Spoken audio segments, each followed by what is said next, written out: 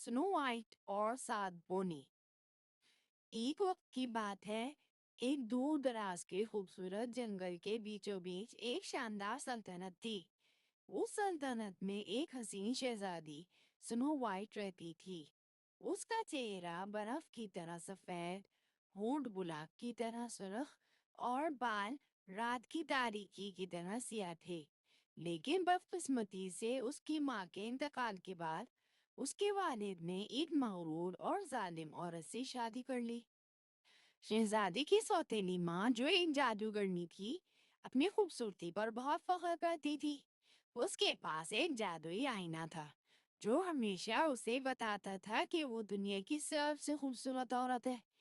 लेकिन एक दिन जब उसने आईने से पूछा, बताओ आईने, दुनिया में सबसे ज्यादा खूबसूरत कौन है, तो आईना बोला, मन का यानी आप खूबसूरत हैं, लेकिन स्नो वाइट आपसे भी ज्यादा खूबसूरत है। ये सुनकर मलिका के दिल में हंसत की आग भड़क उठी। उसने फैसला किया कि स्नो वाइट को हमेशा के लिए खत्म कर देना चाहिए, ताकि दुनिया में सबसे ज्यादा हसीन और खूबसूरत सिर्फ वही हो। मलिका ने एक शिकारी को बुलाया और हुक्म दिया कि वो स्नो वाइट को जंगल में ले जाए और उसे कत्ल कर दे। लेकिन जब शिकारी ने स्नो वाइट को देखा तो उसका दिल नरम पड़ गया।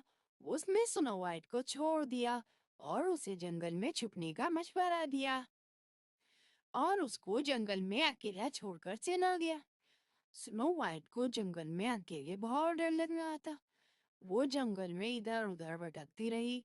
भटकते भटकते स्नो वाइट एक नन्हे से खूबसूरत घर तक जा पहुंची। अंदर जाकर उसने देखा कि वहां सात छोटे छोटे बिस्तर, कुर्सियां और मेज मौजूद है। थकन की वजह से वो एक बिस्तर पर लेट गई और सो गई।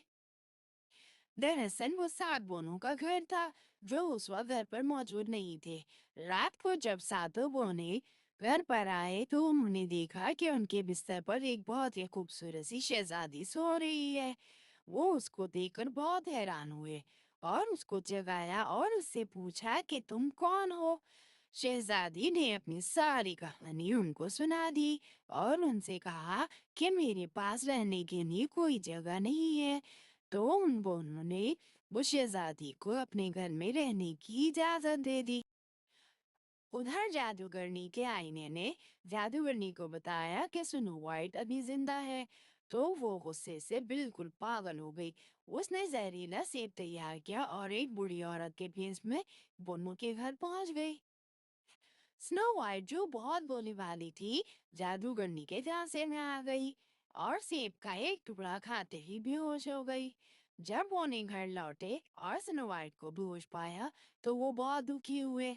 वो उसे एक शीशे के ताबूत में रखकर जंगल के खूबसूरत हिस्से में ले गए ताकि हर कोई इसकी खूबसूरती को देख सके।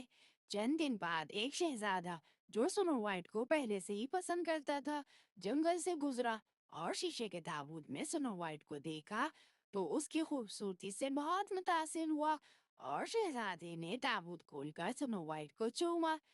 जादुई तौर पर स्नो वाइट जाग उठी। शहजादा स्नो वाइट को घोड़े पर बिठाकर अपने साथ अपने महल में ले आया। स्नो वाइट और शहजादे की बड़ी धूमधाम से शादी हुई और सात बोने उनके सबसे खास मेहमान थे।